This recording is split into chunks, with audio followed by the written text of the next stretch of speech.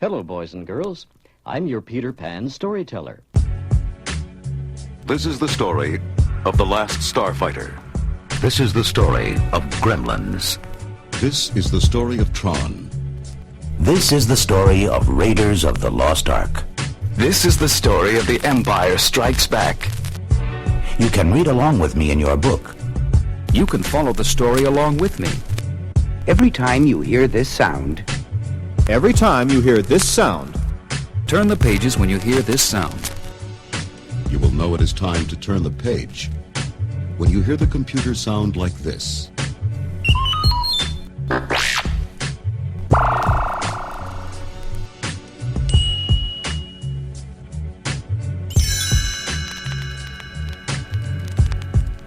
Let's begin now.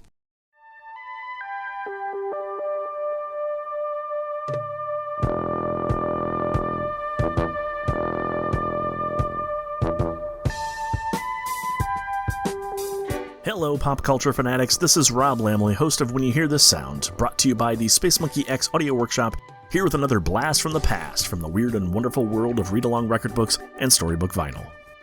In 1977, hot off the blockbuster success of his monster fish movie Jaws, Steven Spielberg released a very different type of film, Close Encounters of the Third Kind. Instead of a fast-paced action movie about scary aliens coming to take over the world, Close Encounters was slow and methodical, and focused more on the obsession of one man's search for the truth than ray guns and flying saucers crashing into the Washington Monument. Spielberg was inspired to create the story that would eventually become Close Encounters after he and his father watched a meteor shower when he was a kid. The story would change over the years and linger in development hell as Spielberg worked on other projects, but eventually got the green light in 1976. The film starred Richard Dreyfuss in a career-defining role, as well as Terry Garr, Melinda Dillon, Bob Balaban, and French director Francois Truffaut. In case you weren't aware, the title of the film comes from a classification system of UFO encounters created by ufologist J. Allen Hynek in 1972. There are 5 types of encounters, but you can Google them if you're interested. The only one that matters here is the third type, which includes the presence of humanoids or robots who seem to be the occupants or pilots of a UFO. But here's a hot take. This movie seems to be closer to a 5th kind of encounter, one in which humans try to communicate with the aliens through the use of sounds or signals. But hey, who am I to argue with one of the greatest directors of our time, right? Close Encounters of the Third Kind was released on November 16, 1977. The film had a budget of $19.4 million and grossed over $300 million worldwide. Had it been released any other year, it probably would have been the top-grossing film.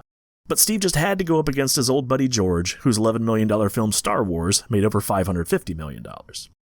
Oddly enough, the two films couldn't be any more different, so clearly audiences in 1977 had a sci-fi scratch that needed to be itched.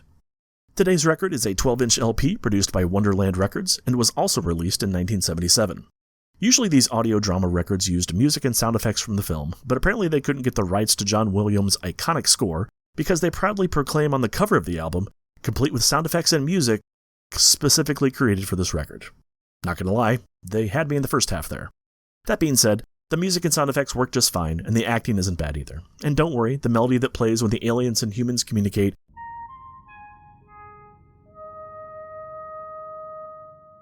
is just like you remember it. The album also includes a 42-page magazine with behind-the-scenes stories and photos, reviews and retrospectives from notable sci-fi dignitaries like Ray Bradbury and Forrest Ackerman, and some fun info about the special effects. Head over to spacemonkeyx.net and you'll find a link to the magazine at archive.org. This is a pretty long listen, so how about I stop yapping and we get to the record. Here's Wonderland Records' 1977 production of the Steven Spielberg film Close Encounters of the Third Kind. Enjoy.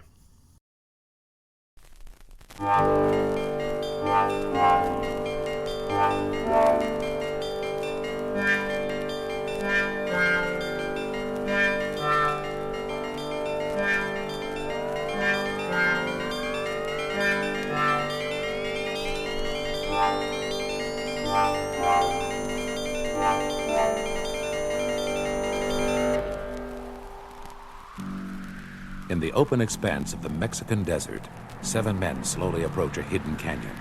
They are members of a special search team looking for signs of life, signs of communication from the universe beyond the stars. Mr. Lacombe, do you see what I see? I cannot be sure. Let us get closer. Can it be? Mr. Laughlin, when one is dealing with the unknown, anything is possible. Senor, they are aeroplanes. sitting in the middle of the road. Aeroplanes. Look at them, Macomb. They are old propeller models. Bombers, I think. You are correct, Mr. Laughlin. Torpedo bombers from the Second World War. Get the serial numbers of the engine blocks. Quickly, the members of the expedition record the plane's serial numbers and give them to Claude Lacombe, head of the search team. Here is the list, senor. Do they match? Yes, they seem to be the ones. What one, senor? These serial numbers match the master list I have from the Navy. Then it's true. Yes, David. These planes were last seen 33 years ago. They disappeared while on a training mission from Pensacola, Florida. What happened to the pilots? That, my young friend, is a mystery. In a small house in an Indiana suburb, 4-year-old Barry Geiler is tossing and turning in his bed. He might be having a bad dream. Suddenly, a bright red light streaks through his window and wakes him. Pretty light. On the nightstand next to his bed, one of Barry's battery-operated toys suddenly comes on. It is his Frankenstein monster. It raises its hands. What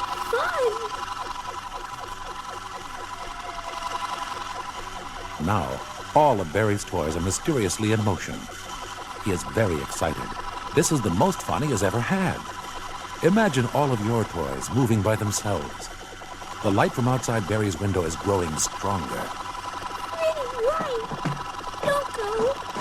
Wait for me. Wait. Wait. Barry? Is that you, Barry? Answer, Mama. Barry, where are you?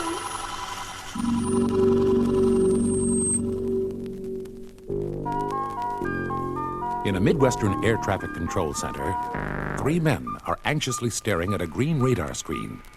They are in touch with a commercial jetliner that appears on their screen. But there is also an image on the screen that they don't recognize. Aries 31, this is Air Traffic Control, Indianapolis Center. Do you read me? I read you loud and clear, Control. Do you have it on your scope? I do, 31. Do you have visual contact with the aircraft? He's right on top of me and descending rapidly. 31, you are clear to veer 45 right. Turning now. That's the brightest set of lights I've ever seen. Can you tell what type of aircraft it is? I've never seen anything like it before. Could it be an Air Force vehicle? Maybe, but I sure doubt it. I think we've got a real UFO.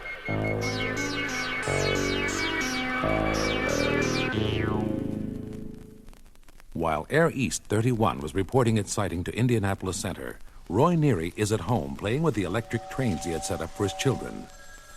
Being an electrician for the local utility company, Roy is constantly on call in case of emergencies. It's for you, Roy. I'm coming. Hello? Yes. What's up, Ike? Yes, I'll be right there. Trouble? Blackout at Gilmore. I don't think... No, we're blacked out, too. Hello, Ike. This is Roy. Look, I'm calling on my radio phone. What's the picture?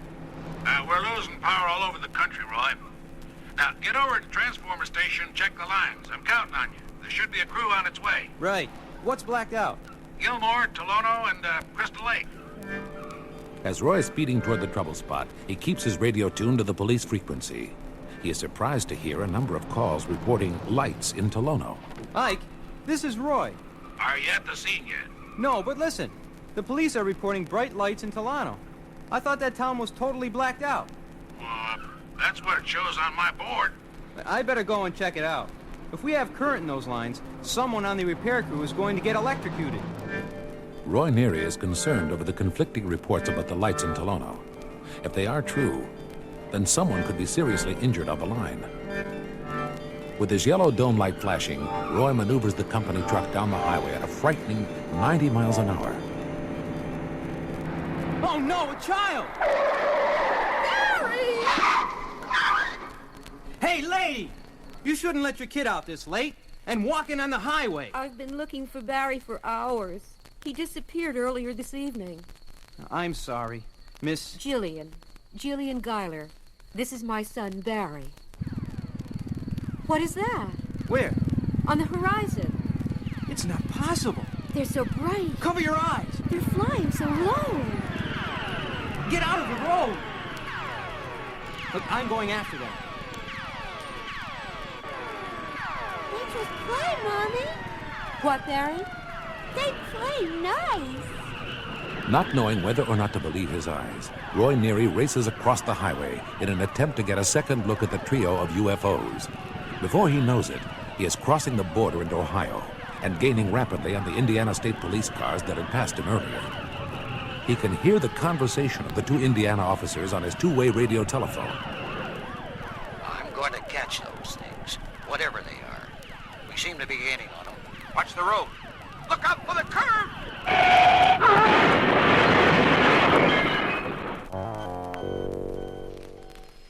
Later, at the Indiana State Police headquarters, Mr. Neary, do you want to make out a report? I saw them. I know I did. But I don't think it would be wise to write it up, Mr. Neary. What are you saying, officer? It's just that the press may blow this out of proportion. You know, we don't want to end up as the laughing stock of the nation. Roy understood. No one, not even the police, were going to admit what he knew really happened. At 4 o'clock that morning, Roy arrived home. Where have you been? Ike Harris has been calling all night. You won't believe what I saw tonight. Roy, you're not listening to me. They want to know where you've been. Nobody has been able to get in touch with you. Honey, you won't believe this. Let me sleep. They don't make any noise at all. There's nothing but air, and all of a sudden, whoosh, and then a red whoosh. The department has been trying to reach you. I shut off my radio. But it's your job. Get out of bed. Wake up the kids. I'm going to show you. In the still of the early morning darkness, Roy Neary drives his wife and 3 children out to the field where he saw the bright sky show. What are we doing here, Roy? Tell me, what you're waiting for? You'll know when you see them. Come on, I came here with you. Now please tell me, what did it look like? Kind of like an ice cream cone. An orange ice cream cone in a shell. Like a taco. No, rounder and larger. And it gave off a kind of neon glow. Roy, if one of those ships came down right now and the door opened, would you go on it? Of course, yes. I'm sorry, honey, but anyone would. Don't you see? I don't see. All I see is that my husband drags us out of the house at 4 a.m. and stands in the middle of a cornfield, waiting for a flying saucer to take him off to Never Never Land. Don't ever try anything like this again. We're your family. It's not normal.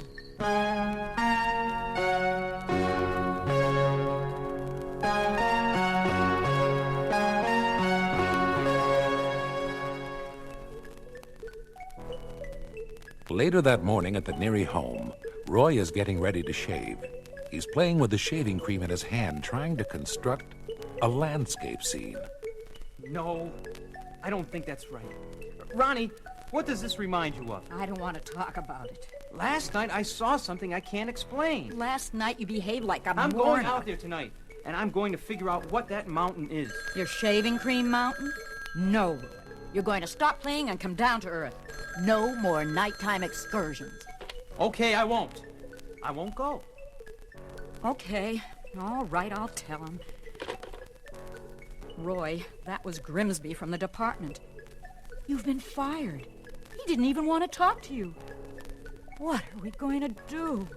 This shaving cream just won't stand right. I can't get that mountain into the right shape. Roy, did you hear me? They fired you. There's no more job. No. Let me try to shape it again.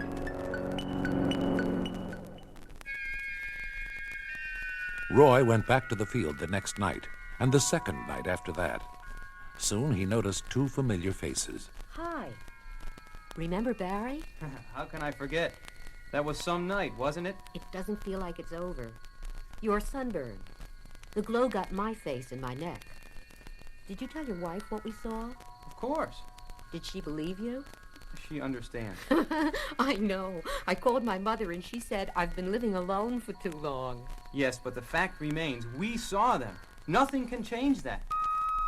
In the California desert, near Barstow, the giant parabolic ear of the Goldstone radio telescope is listening to the sky. Inside the control bunker, Claude Lacombe and David Laughlin are briefing their staff. Okay, everyone. We have received 2 15-minute broadcasts, like this.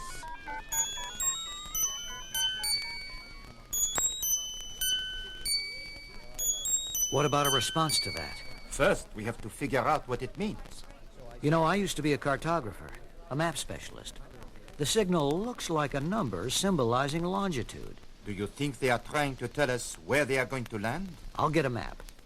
Let us see. Maine, South Dakota, Wyoming. Wyoming?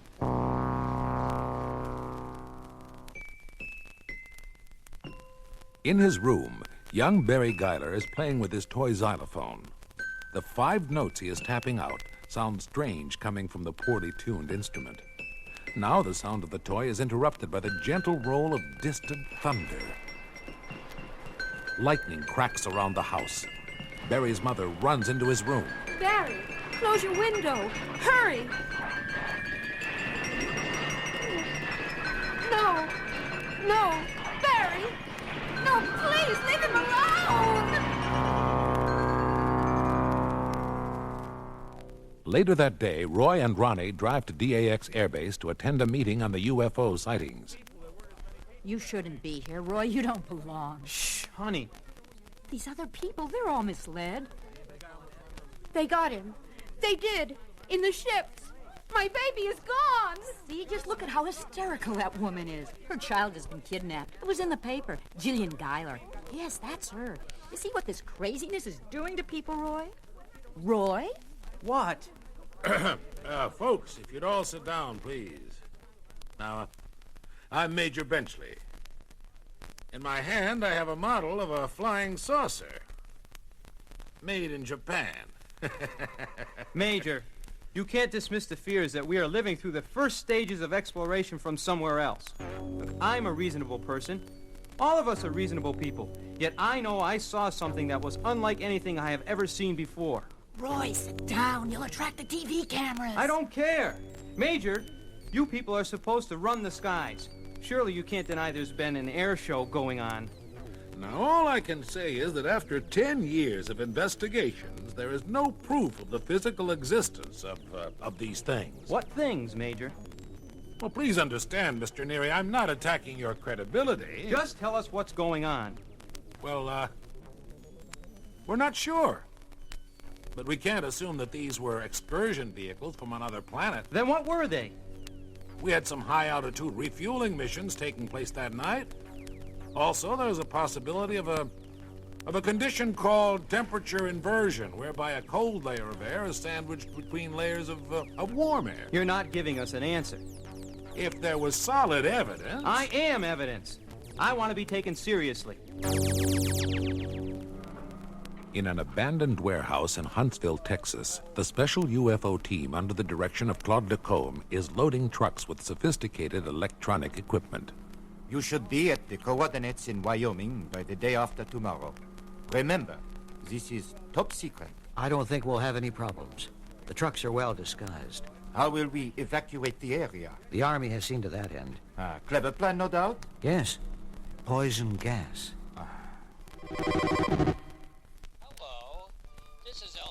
Back at the Neary household... I'm sorry I exploded at the meeting, Ronnie. I'm so ashamed. Look, I have to go and find out what's driving me so hard. I have to find out. I know. You understand? I'm not sure, but do what you have to. The key is the mountain. I've been trying for days with shaving cream, dirt, whatever I can get my hands on to recreate that image I saw. Somehow I've got to find it. And here's a late-breaking story from Wyoming.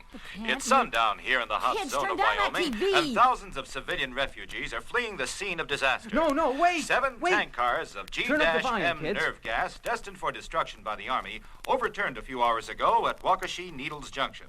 There are no towns or settlements here in these wild Wyoming foothills, but vacationers are being evacuated as Army and Marine helicopters search a 100-mile area that has as its center the peak known as Devil's Tower. That's it! That's the mountain! It must be the message. They want me. They want me to know. Look, I've got to call Jillian.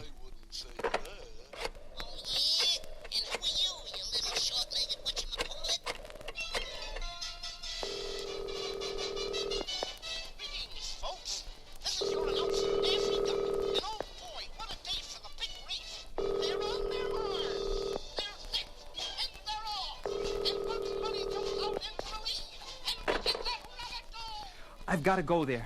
Devil's Tower, Wyoming. That's where I'll find the answer.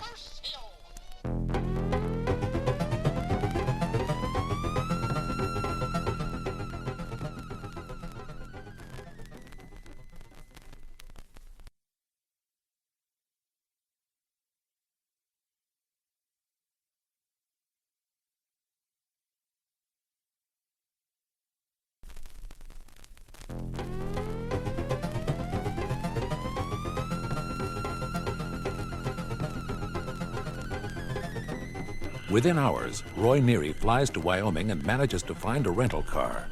He turns on the radio. The U.S. Army has issued the following restrictions. All roads north of I-25, all roads leading to the Grand Tetons, all are now declared unsafe. They are now classified in the red zone. Here are some more details on the Army restrictions. Uh-oh, a roadblock. Roy, is that you? Jillian, you knew! Yes. I had a feeling you would show up, but we'd better get moving. The Army's gonna catch us soon. What about this nerve gas? Does it exist? I don't know. It's all very suspicious. What about Barry? The whole thing is flaky. Flaky? That's what the FBI man told me. I could see he didn't believe what I was telling him. I know he didn't believe Barry was taken up into the ships. We have to find Devil's Tower. But they have the roads blocked. Listen, Jillian. We didn't both come out here to Wyoming just to turn around and go back. The police dragged the river back home for his body. I told them he wasn't in the river. They searched every house for 5 miles, looking inside of backyard refrigerators. They asked me if I had seen strangers in the neighborhood. Take it easy, Roy. I can't help it. This is rough country. Good God, there it is. Devil's Tower, Wyoming. It's just like I imagined it would be. Now what? I guess we better move on or they'll spot us. Isn't that a gas station? Looks like a good place to get undercover. Roy, do you hear that? Oh, that does it. They've spotted us. Let's move. Look, Roy. A dead bird. You want me to turn back? What killed it, Roy? I don't know. The Army would like us to think it was that nerve gas. I tell you, this whole nerve gas thing is a put-on. It's got to be a hoax. Then let's keep going. Roy drives across the plains, getting closer to the base of Devil's Tower. As he comes hard around a sharp bend, he brakes to a quick stop. 4 olive green vans stand in a row, blocking the dirt road. 4 men dressed in astronaut-type one-piece plastic suits with helmets and air tanks strapped to their backs flag him off the road. Well, Mr. Neary, how do you feel? Fine. How do you feel, Major Benchley? This is a dangerous area, Mr. Neary. I'll have to ask you and your companion to come with us immediately. I guess we have no choice. Now, don't make me force you, people, please. Okay, we're coming peacefully. Where are you taking us? Home, Mr. Neary. You're going home.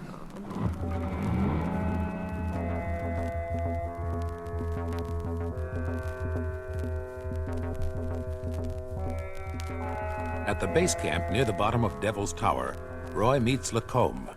Are you the boss? I would like to ask you some questions, Mr. Neary. Why? Please, Mr. Neary, we have very little time. I need answers from you that are expressly honest and to the point. So do I. Where's Jillian? Your friend is in no danger. Are you aware of the hazards you and your companion risk?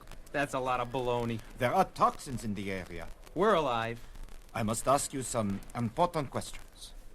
Do you suffer from headaches? No. Insomnia? No. Have you ever been treated for mental illness? Not yet.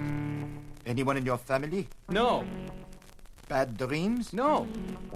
Have you recently had a skin disorder? No.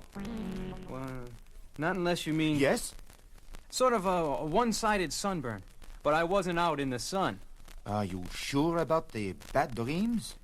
Well, I had this thing in mind. Could you be more specific? It wasn't much.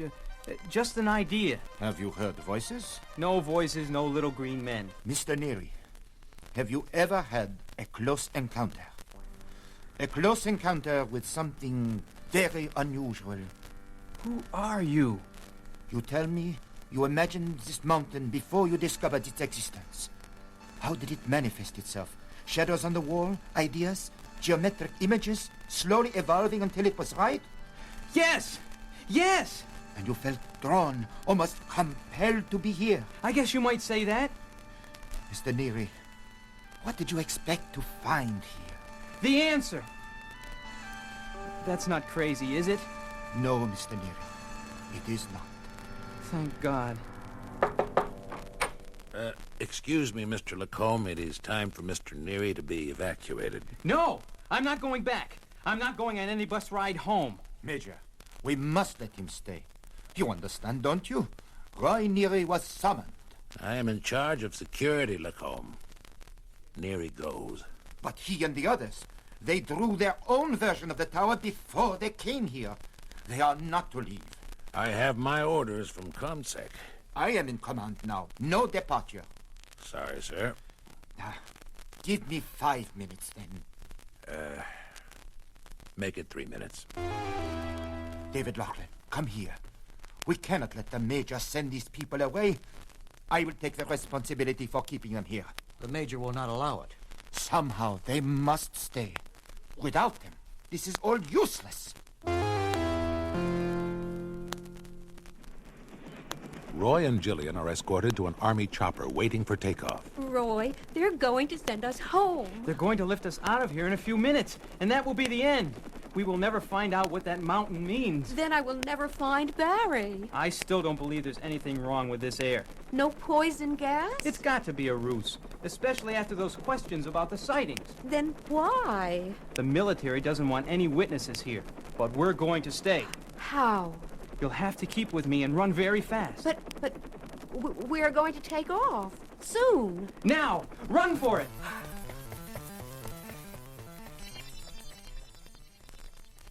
Back at the command post... But you don't understand, Major. They were invited. No, Lacombe. Please. Oh, what now? What? But how? Well, you find them. And use the sleeping gas, you hear? Well, it seems your friends have escaped.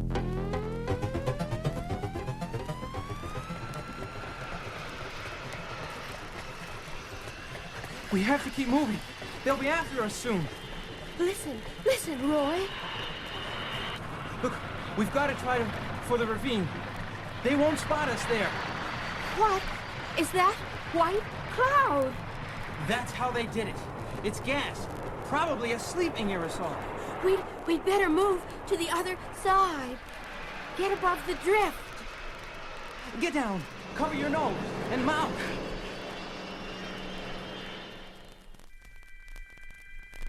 Later that evening, Roy and Jillian reached the crest of the ravine. They won't find us here. I suppose not. But what happens now? I don't... Oh, my God! Look over here! Roy, what is it? It looks like an airport, though not like any I've ever seen. Ooh, kind of a cosmic port of call. Look at those landing lights. They must stretch out all the way to the horizon. And the lights on the walls of the ravine. Like a football stadium. Do you see that? Yes. Good. Then I know I'm not hallucinating. Those men in the white coats. They look like technicians.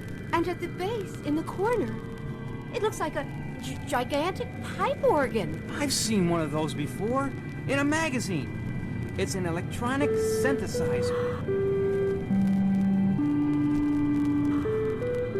I know that! It's the tune Barry was playing on his toy xylophone. This is unbelievable! Ladies and gentlemen, take your positions, please. This is not a drill. They're all looking up at us. No, not at us. At the sky. Look!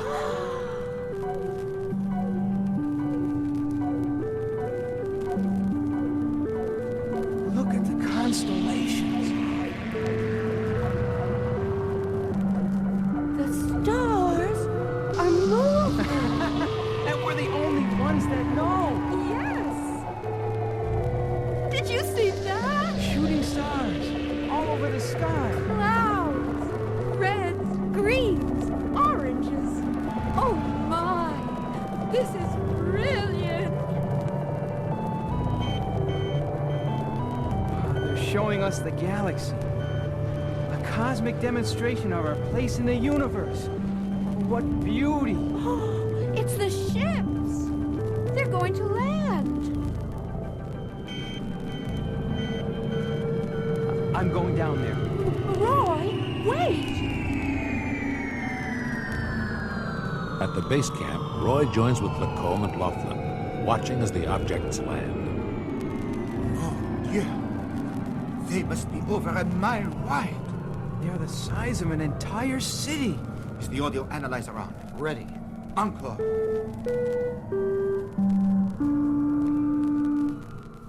Play it again.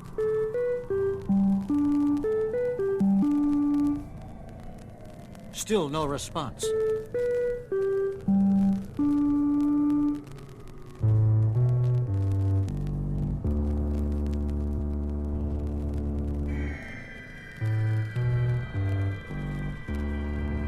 That, my friend, is our language of communication.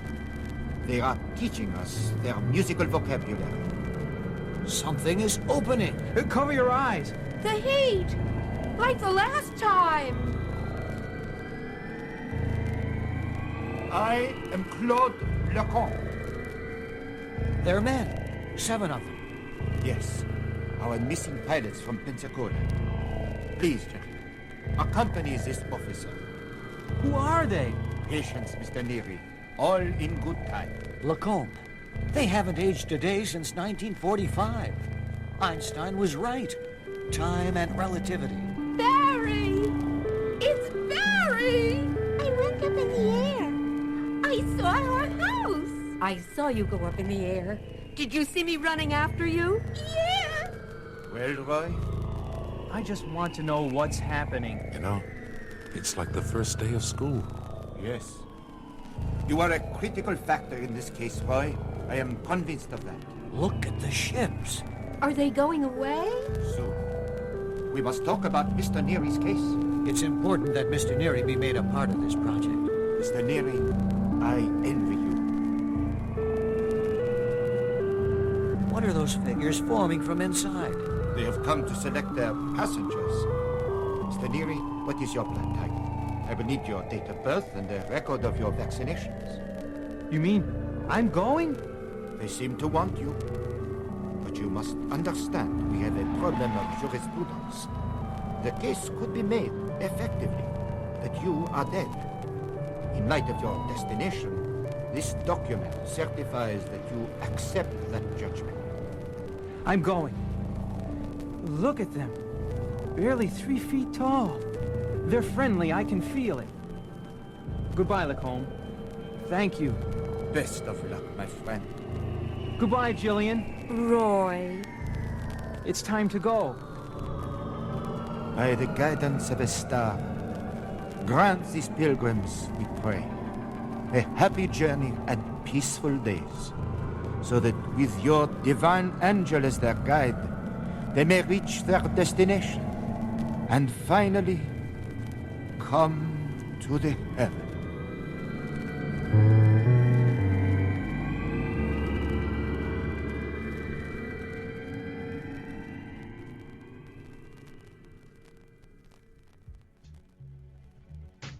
Thanks for stopping by the show today. Be sure to subscribe on iTunes, Spotify, or your favorite podcast app. You can head over to spacemonkeyx.net for pictures, links, and additional information about this episode, and check out some of the other podcasts presented by the Space Monkey X Audio Workshop.